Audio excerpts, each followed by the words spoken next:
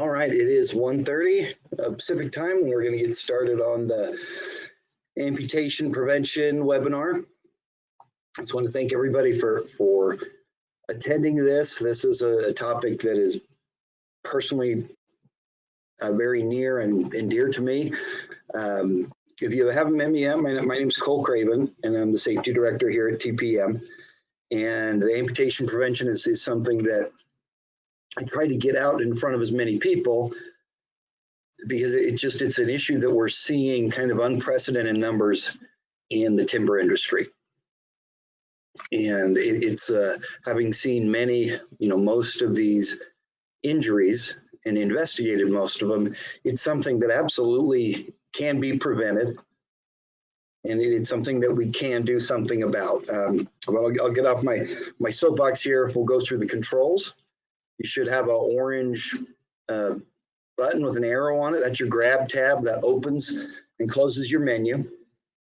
You got a microphone icon that mutes or unmutes you. Right now, I've got everybody unmuted. And so we're not getting any feedback. Quite often with as many people that get on the webinars, we have to mute everybody, but we're open right now. The webcam, it's off. I honestly don't know what will happen if you do turn it on, but the best way to communicate during this is through the chat screen. And you'll type your message, decide who you want to send it to, and then you can shoot it out. It can go to just me, it can go to the whole group, it can go to another attendee. And so if you have questions during this whole thing, the chat screens is probably the best way. But as with all my webinars, and this is for TPM members, I have been getting people who watch these on YouTube a year down the road and call me. If you're a member of the association, please get a hold of me afterwards. I'm happy to help you with the issue or what, with your individual things. Now we're getting feedback. Hold on, I'm gonna mute everybody, sorry. All right, there we go. Apologize for that. And I'll have my email and my cell phone number at the end of this, and then we can discuss whatever your situation is. So what we're going to talk about is recent incidents in our industry. And we've seen an unprecedented number. TPM's been around for over 100 years. And the last 3 years, we've seen an unprecedented number of amputations and fatalities, far beyond what any time before. And I think the best way to prevent them from happening again is to talk about incidents we've had, how they happened, and then we can see how to prevent them. But you're gonna be able to identify amputation hazards. We're gonna talk about guards. We're gonna talk about lockout, tagout. And I'm hoping with this that we can reverse the trend, because we've been headed the wrong way. And over the last 6 months, it looks like we might start turning this thing around. And with this webinar, we've actually been working with OSHA to get the message out there. And so that, the consultative side of OSHA is fantastic. They're great to work with. They're as big of believers in this as anyone. And so there isn't just the punitive side, there's the consultative side that's reaching out. But all right, let's get into this. And over the last 2.5 years, about 2.5 years, we've had 28 amputations in our industry. And this first one, we're going to talk about it because it's the story from this one is really the story for 9 separate incidents that were exactly the same. And so in my mills, they run their planers, and they don't, but not in all of them, but in most of my mills, they run the planers and they don't ever shut them off. They feel it takes too long to shut it down and too long to start it back up. They're going to shut down the whole mill when you shut down the planers, so they never shut off. And they'll also run the planers without any guards, because it's they're in the planer room that nobody's supposed to go through. Yeah, quite a few people do, but the guards are off, so if they have a crash or they have a jam up, the debris doesn't get trapped in there. And it's also because they're going to grind or they're going to sharpen while they're running, and that's a That's a very normal practice. And so what happened with this incident is they were getting a larger amount of crashes than normal. They were having on the, along the lines of 14 to 15, 16 an hour. And so their process, as with the other mills, is when you have that jam up, you get a piece of lath, you go in the plane room, you get a piece of lath or a stick, and you clean out all the debris from the crash so we can start running wood through again. And they all started that way with all these amputated, with 9, or basically 9 of these 28 are exactly the same way. Is they start with the lath and they clean it out, and then for some reason that last little bit of wood or debris we'll reach in with our hands. And with this one, there was a piece of wood sitting up by the top head, the unguarded top head, and he reached in to grab it, and it pulled his hand in, and it took off everything but his pinky. And it happened so fast, in interviewing him, he doesn't even understand what happened. It happened so quickly. He was reaching for the wood, and the next thing he knows, he's on the floor and he's bleeding profusely. And that's such a kind of a common theme, is we'll use the wood the stick to get the debris out, but then we reach in to get those last little bits, or to flick the last little bits, and they lose their pinky, ring finger, and middle finger, or they lose their thumb, their index finger, and their middle finger. And so 9 of these are just like that. And so for me, as a safety geek, I have the luxury of saying, well, if you're going to get in anywhere into running machinery, it's got to be locked out. It's got to be shut down and locked out. And it's, if it's such a situation, I mean, I've never found a situation where we had to leave the machine running and people had to get in. And the number 3, there's something we can learn from that one, is this actually occurred in a good sized city. And they have 7 buildings on their campus. And the 2 cleaning crew members, they're working there on 3rd shift. So they run 2 production shifts, and then 3rd shift is 2 people going and cleaning out all 7 of these buildings. And they had a stacker that, from the looks of it, was probably built in the 40s. And they loved the stacker. The stacker was great. But the off-feed conveyor that stacker drove, so when the stacker would run, you'd have a big toothed wheel spinning, and it would drive, have a chain, and it would drive the off-feed conveyor. Well, they hated that off-feed conveyor. It was terrible. It didn't do what they wanted. So we bought a brand new off-feed conveyor, loved it, and we just left that big toothed wheel spinning because, well, there's no chain on it. What are they going to get their fingers caught in? There was no guard, no anything, because it just wasn't seen as a hazard.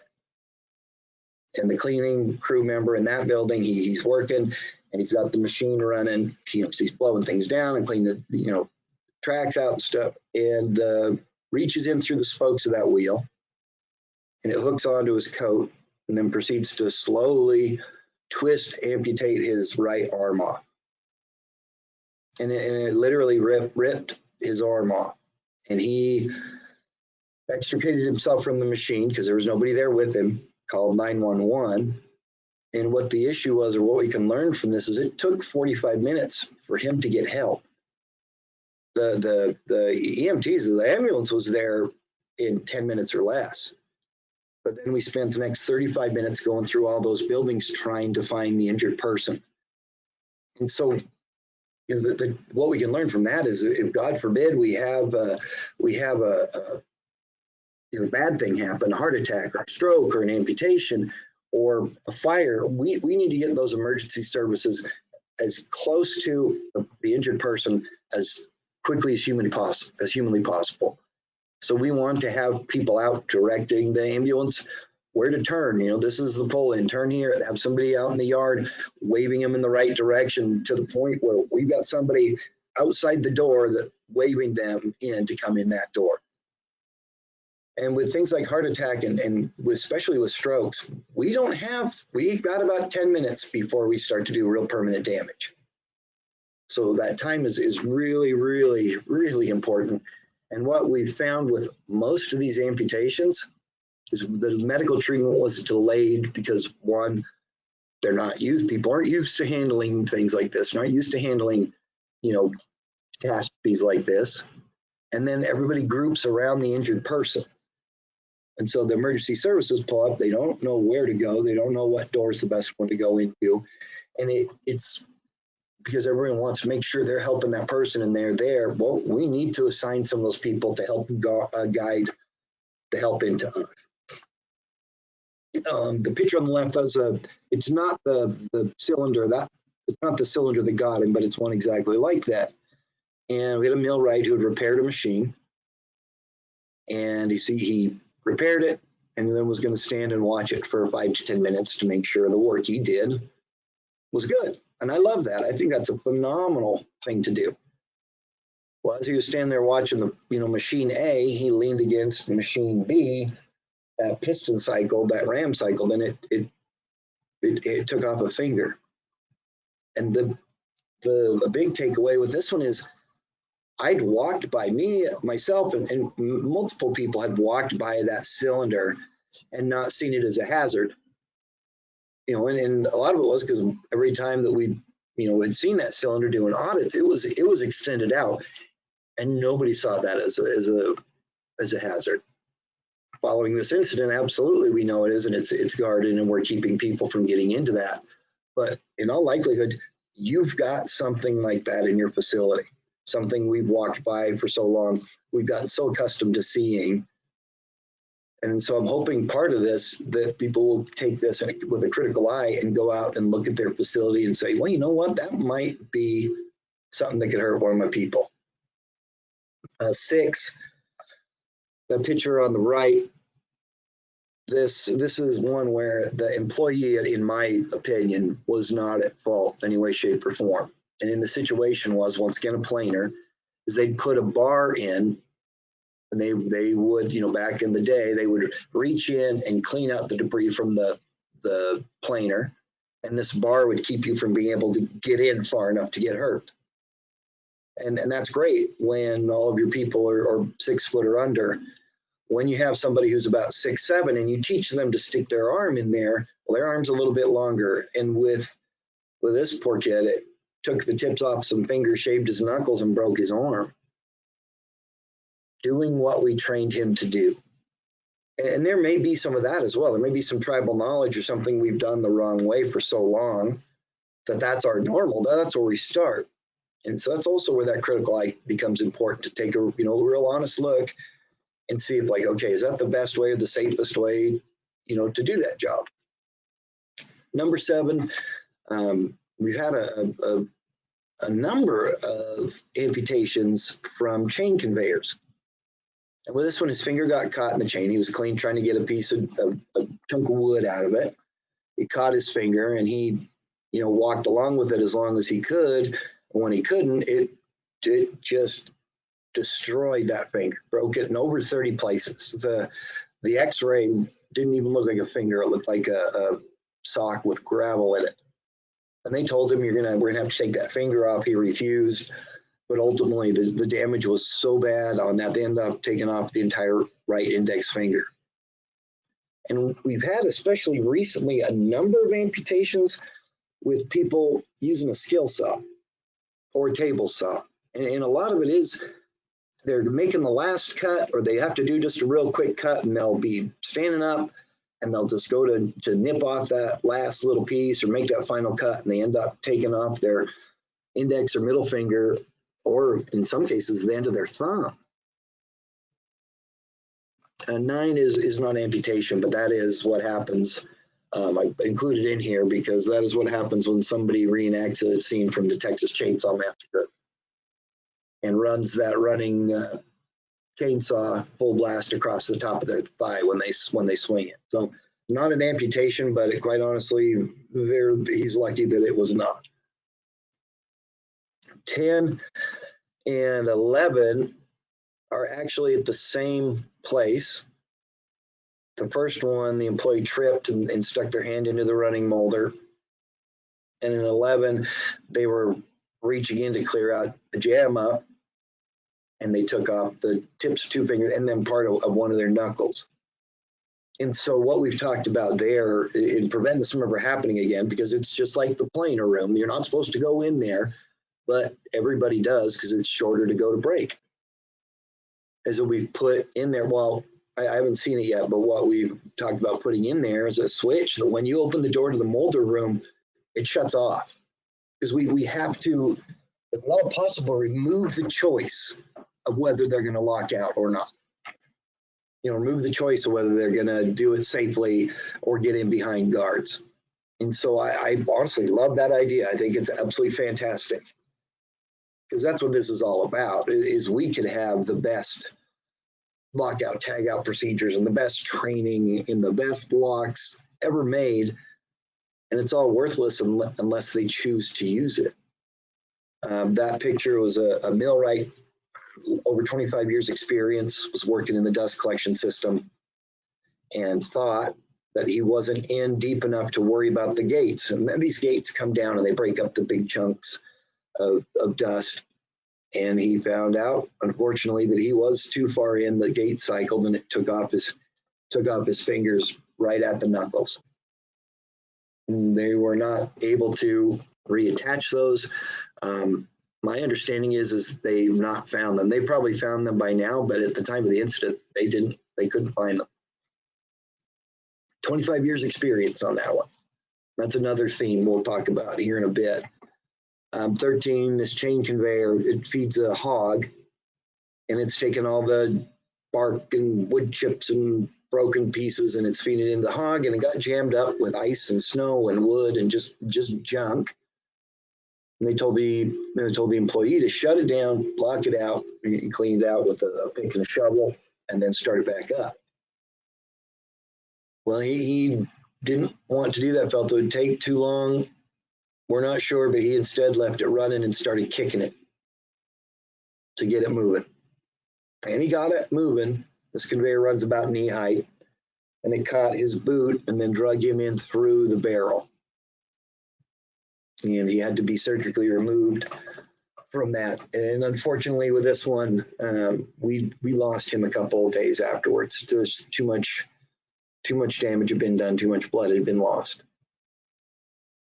And so that one in particular is one that really is really difficult to think about, because, you know, we lost somebody and it was so easily preventable that it's you know, it's terrible to lose somebody like that when it could have so easily not happened. That picture there, we had an employee get their thumb stuck in a chain conveyor. One thing just similar to the finger getting broke, he walked along with it as long as he could, and then ultimately it ripped his thumb off when he couldn't stay with it anymore, when it started to go behind a guard anecdotally. Hello.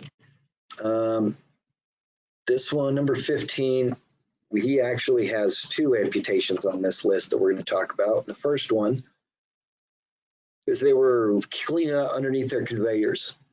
And these conveyors are exterior conveyors, and they'll build up with ice and wood and snow and just bark and junk. And the procedure has been for quite some time that they'll run in it's called the stinger. You just hook it up to you hook the attachment up to your front end, your skid loader. You go in and break it up with the stinger, take the stinger off, put the bucket back on, and you pick up the broken up debris. We've been doing it that way for a long time. They trained people to do it that way. We had the equipment for it. And this is one of the rare amputations on this list where it was a really new person.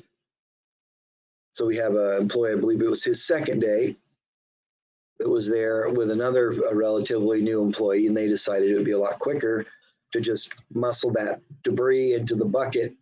And they didn't really want to have to hook up the stinger and then unhook it and then hook up the bucket. So they felt this was much quicker, and they're muscling that in. And he's got his right hand on the bucket, and he's using it for leverage to get some snow in. And the other employee knurled that bucket back, and it took off 4 fingers in between the bucket and the frame. 16, another table saw amputation. They got 2 fingers with it. 17 is maybe one of the more bizarre incidents I've had in my career. It's a very long story, and we'll do the short version of this. Is that his job was very simple. He was supposed to paint the heat treat symbols on pallets. Amongst other things, this account will build and then also remanufacture pallets. That was his only job. That was the only thing they authorized him to do, the only thing they ever asked him to do.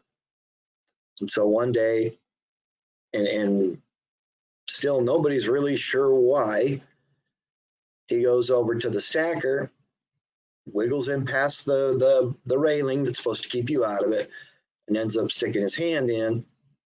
And what we saw, we didn't see any of that. We saw him in the stacker, yanks his hand out, his glove falls on the ground, and he just runs. He leaves the facility.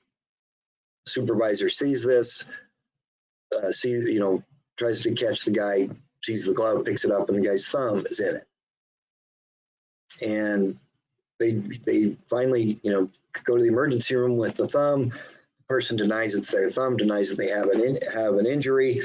And the long story short with this is we messed around for so long with that, or he messed around with that for so long, they couldn't reattach the thumb. And we also do know that the person was severely inebriated, significantly inebriated. They even agreed to a breath alcohol test, and it was the highest I've ever heard anybody get on that. 18, it's not hard to see how somebody could lose fingers using that skill saw. They took out the tips of 2 fingers with that unguarded skill saw. This one with the nipper, they're making shingles or shakes, and it's just a hydraulic ram that's got a blade on the end that you bring it down on the log, and you split your piece off and put that in a stack, and then move it and split another piece off. And the log started to fall. The employee lunged forward to get it, stepped on the control, and nipped off tips of 2 of their fingers. And with this one, this is a machine that is really, really, really difficult to guard the point of operation. It's hard. It's borderline impossible. It'd be like trying to guard the bottom of your lawnmower in a sense that if you guard it, it's not going to be able to get work done. And so we've had to try to address this with distance, keeping make it so the employee's hands can't get in far enough.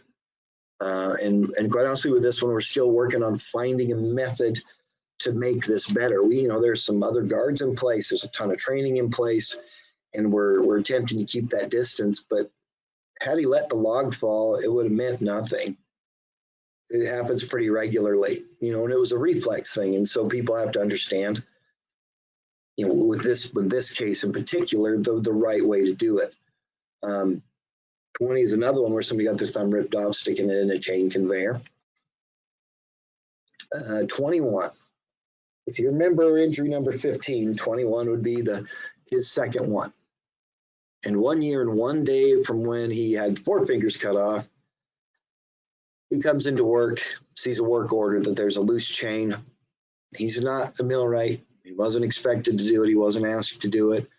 But he wanted to go check the tension of that chain, and unfortunately, he tried to do it while it was running.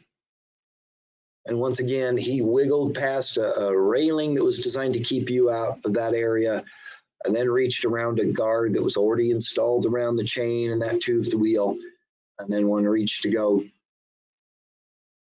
check the tension on a running chain, which is impossible. You can't do that. Ended up getting his hand caught in there and getting a chunk of his index finger taken off. So in 1 year and 1 day, he has had multiple amputations. Another one with a table saw, and the commonality with the table saws is they're running them without guards. And culturally, we do quite often where we're running our hands too close to it because we keep getting away with it. And then eventually we get too close and we have somebody cut off fingers. So it's a combination of unguarded table saws and really bad habits. Another planer incident, cleaning out a JAMA. And we did have one where they lost the tip of their index finger and their middle finger on a roller conveyor. And really the long story short with this, the rollers were just where they're extremely close together. We thought they were close enough together to prevent it from being a pitch hazard, and somebody leaned against it while they were talking, and clearly they weren't there was a pitch hazard there, and it was in the tips of the 2 fingers. That's just on a roller conveyor. 17, that's the last of my skill saw things that cut off the tip of his own thumb. And then 28, it's still investigating. Actually, I haven't investigated that one yet, but they got caught in a roller conveyor as well. So, those are the last 2.5 years. We've had 28 amputations. And so I did a trend analysis on this, because if I can find out why they're happening, then I can find out how to prevent them from happening again. So first thing, and this did surprise me, it's not our new people getting hurt. By and large, the vast majority is these are veteran employees. So it's not the new guys. Yeah, there's a few incidents in there where it is new guys. One of them, we taught the kid to do it, to reach into a machine. So, he just didn't know any better, but by and large, it's our veterans. And if you're wondering, oh man, where do I start? These are horrible amputations. We don't want to have that happen here. Where should you start? I would start at your planer. There's a disproportionate amount of these happening at planers. But the next 3 items are the ones that have really stuck with me. That almost all of these incidents, when I've interviewed them, they said this or a version of it. Oh, I had done it that way 1,000 times. And they all were in danger, except for the one kid that he didn't even know that we taught to stick his arm in the machine. He didn't even know there were knives in there. But everybody else, they knew they were in danger.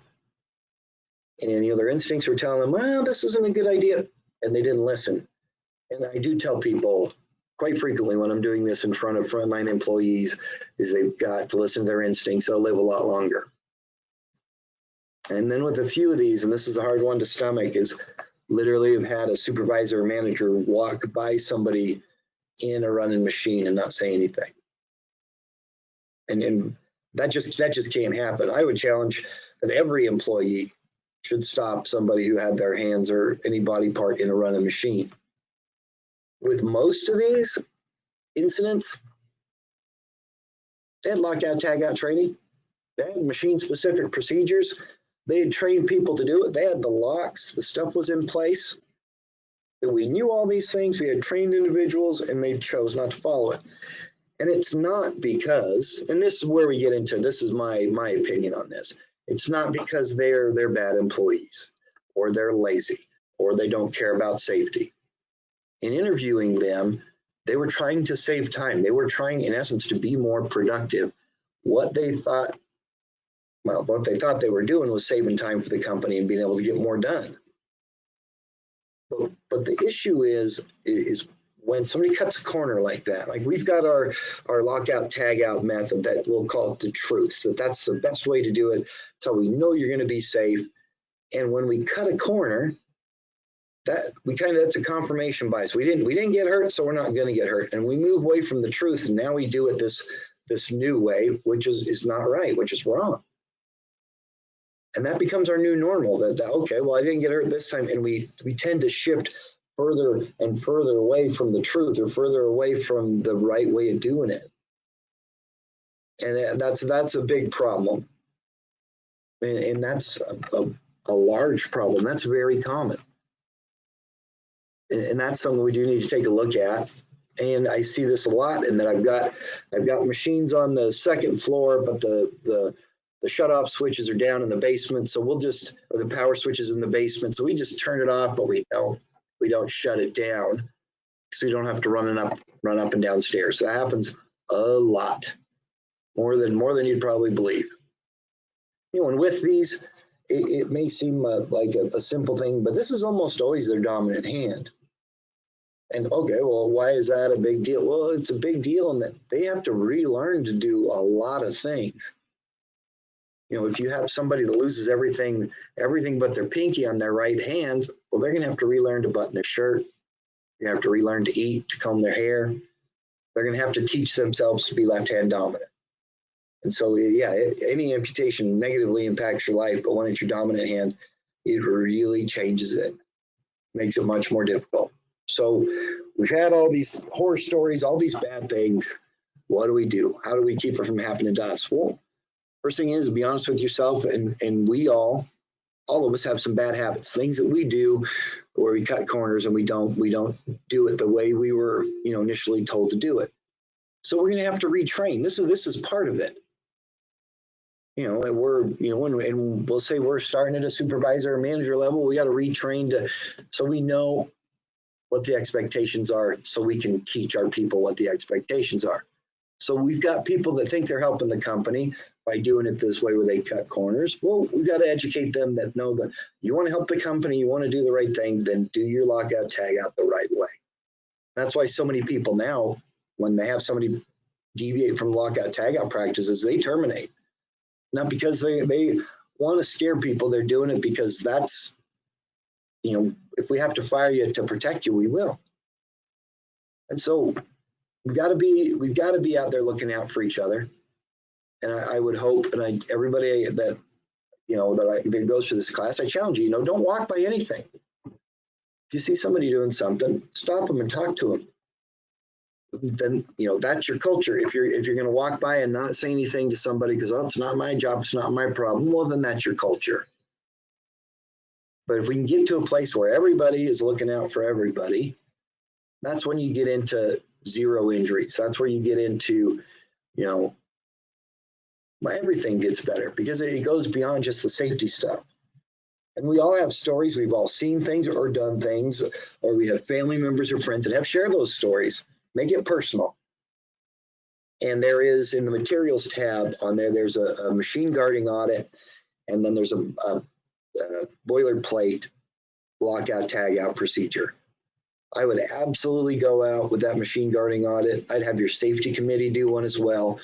And look at our guards. Run one of those audits on every machine that could hurt somebody.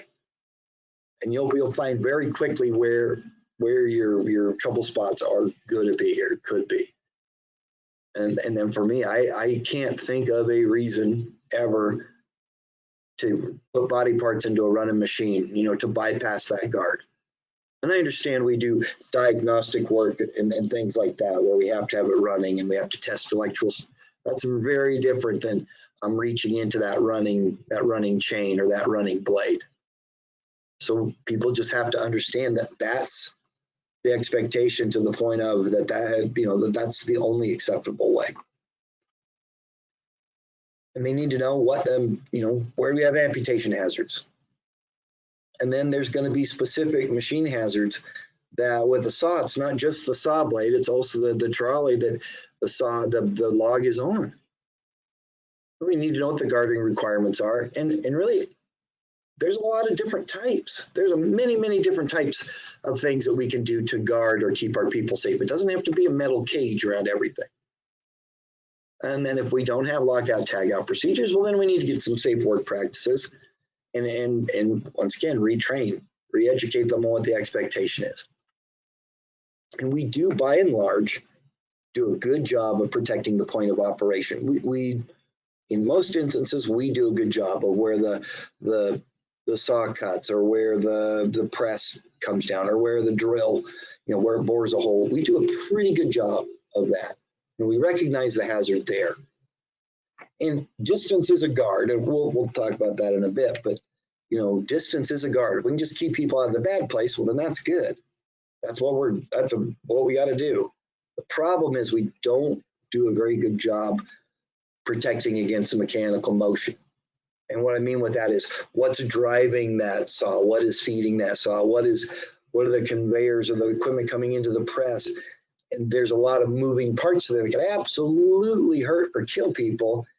And they're not guarded because the mindset is, in a lot of cases, well, who in their right mind would go and get in there? Well, with that trolley, you have somebody who trips and they lose both their hands. Well, they didn't mean to get in there, but they did. And so we do have to protect against that, whether it's reciprocating or transverse, or all these different mechanical motions. We got to look at what's feeding the machine and how do we protect against that. And you can make a whole area off limits and put a gate on it. And if it's something you really mean, then put a switch on there that if they open the gate and go in there, it shuts things off. Because if they're really not supposed to be in there, well, let's make sure when they do go in there that they can't get hurt. And OSHA's guarding requirements are that it has to prevent contact between, an employee and a moving piece of equipment or product. It has to be secured to the machinery. It's got to protect from falling or flying objects. It can't create any additional hazards. It's got to allow for, safe lubrication and maintenance, and it can't cause interference with production. That's the requirements. If you go through OSHA, that's what it says about guards. But it doesn't just have to be putting a cage around everything. Yeah, you can have fixed guards on there. That's great. You can have ones that are interlocks that if you move the guard, it shuts off. You can have them to where they're adjustable, or you can have them to where they adjust, as the product goes through it. But distance is a guard. However we can prevent access, that in and of itself is a guard. And you can get creative with this. You can use different safety devices, light curtains. If you have something that you can basically keep the person there, you've got pressure plates for their feet where they have to stand, and then they've got two-handed controls, and if they let go of any of it, it shuts the machine down. There are different things we can do. And you can, even if you had to, and we're toying with this idea with that nipper, is maybe we do need to put in a restraint device, like a leash, like that picture in the bottom right-hand corner, something along those lines. So there's a lot of different things. It doesn't have to just be a cage around everything. And that gives us some options, because there are things out there that you literally cannot put a guard around. So what do we do to keep them from it? We've got to make sure a lockout tagout is being done, that it's followed, that it's believed. When we're removing guards for whatever reason, that they need to lock that out before removing the guard. They should lock out before they clear out a jam. And even when we're changing the dies or tooling, they need to lock that, de-energize it and lock it out before doing that. And there are some maintenance things that, okay, we have to have the machine powered up to change that die. Well, then we need to have a way to keep the parts from being able to hurt them, whether that's a block or we change something in place. And if we have that, then we're doing right in a whole alternative work procedure, but then we do that. But we're still protecting them from getting hurt by that release of hazardous energy. And it's a lot more than just electrical. That one, people by and large do a good job of understanding the electrical hazards. We've got, you've got hydraulics, fluid under pressure, you've got pneumatics, air under pressure. You may have thermal energy, you've got kinetic, you've got stuff that's stored, whether it's a spring, you've got suspended or gravity energy. So we've say we've lifted a piece of equipment up a rolling stock and we're working underneath it. Well, if we haven't blocked that out, then you've got that energy, the weight of that piece of equipment hanging above you. And I say that because I've seen multiple times where we just hook the hoist up to the brush guard on something and hoist it in the air and we just work underneath it. And so there's all these different kinds of energy sources that we have to protect. They've got to look at it when they're doing that lockout, tag out, and saying, okay, what are the energy sources? How can they hurt me? And that's where the lockout, tag out procedure that's attached within your materials tab can really help you do that. And I'm a big fan of this particular one because we put in pictures. We can show people, here is where you put on the lock. It will look like this. And it'll walk through the steps with pictures for every step if need be. But we can do all these great things, and lock out and guard and good work practices. And we're trying to practice distance, which obviously now with COVID, the social distancing thing, we hear that word all the time, and automation, but it's going to come down every single time to their choice. Are they going to choose to follow it? And you do at the time to have the option to remove that. But if they walk into an area, it shuts everything down. And so if you have the ability to do that, that's phenomenal. So we can engineer out the choice. Well, then we know for that particular thing, they won't get hurt. At least not, doing lockout, tag out. So we'll go through, let's identify our machine hazards.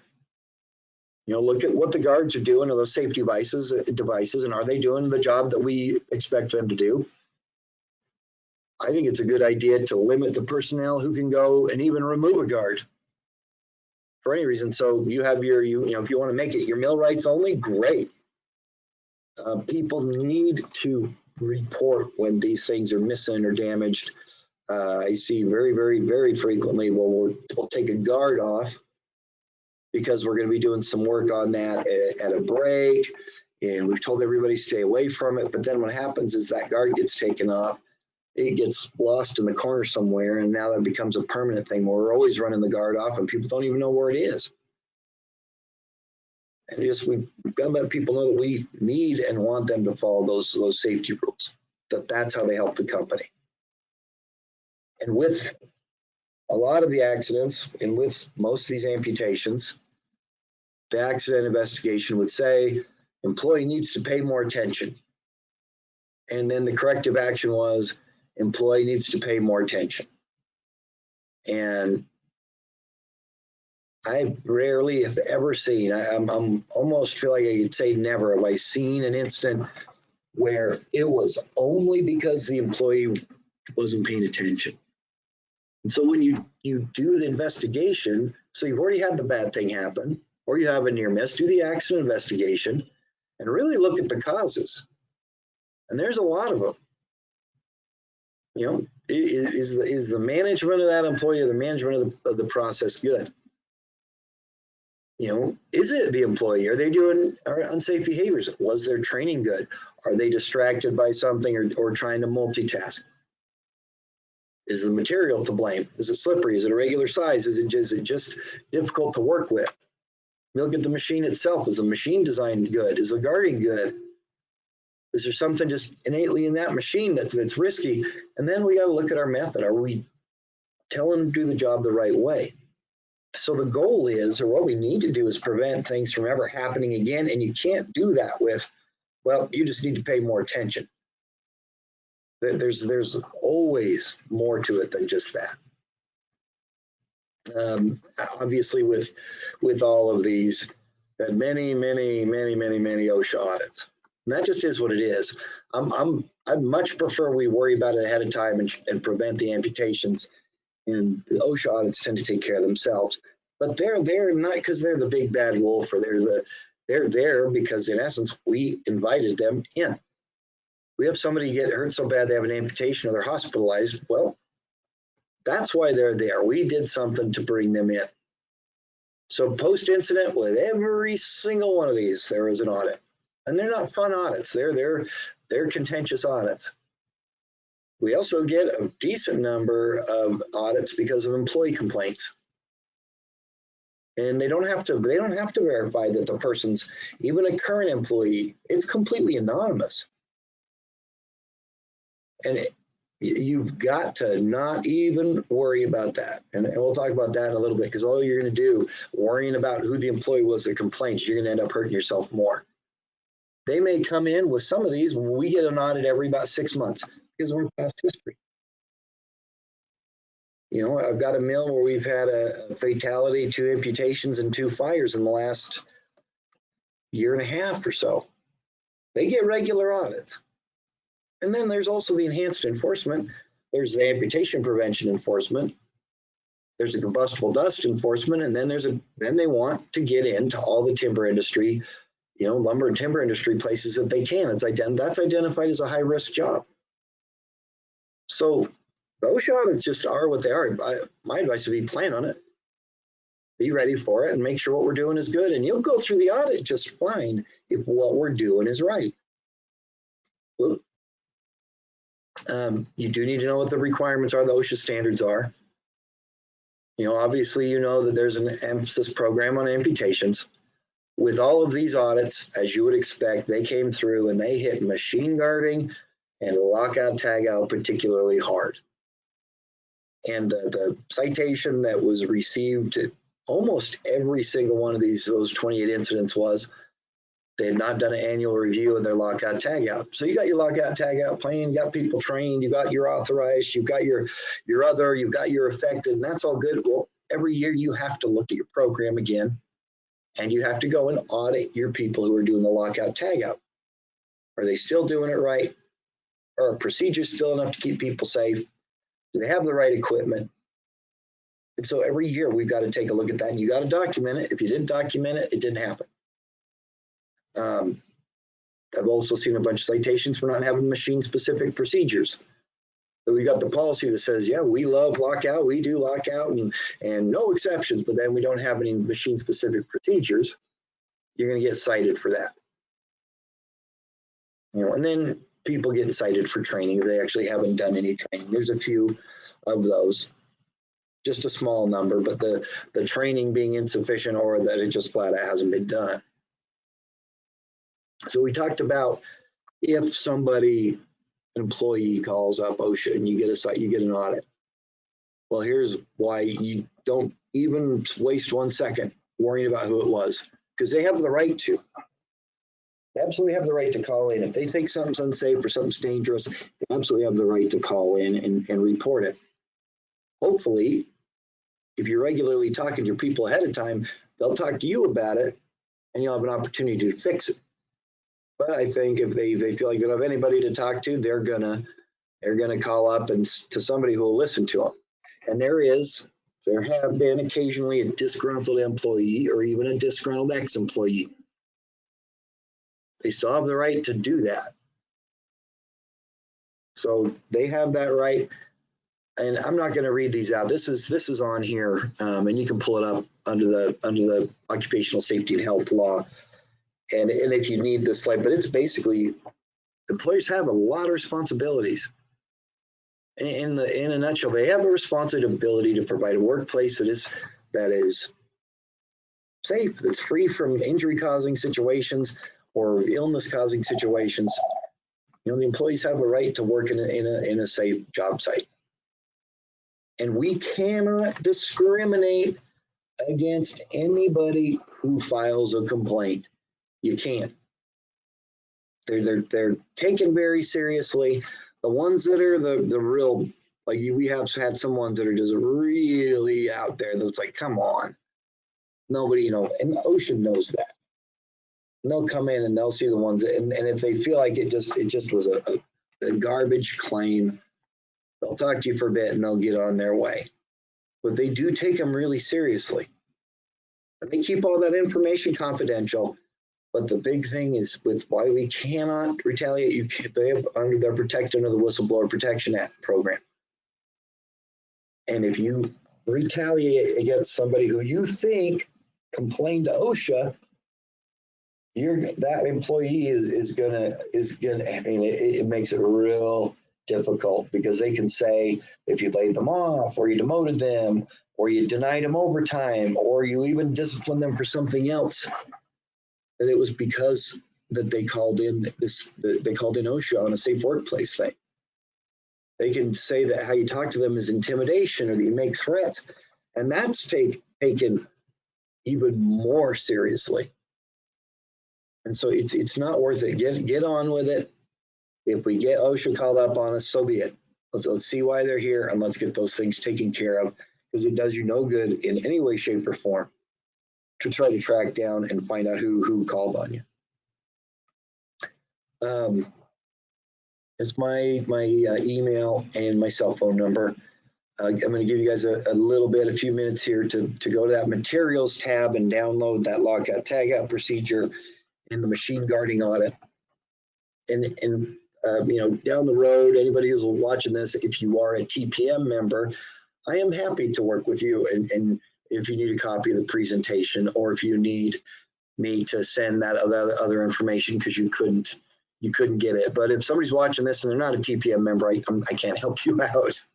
So anyways, I really, really, really appreciate your time. I'm hoping that we could turn this trend around because it's not a good one. And it looks like we might be starting to do that. So I do genuinely appreciate your time. I'm going to go about another 30 seconds so you can write down my email and cell phone. But other than that, we are all done. I appreciate your time.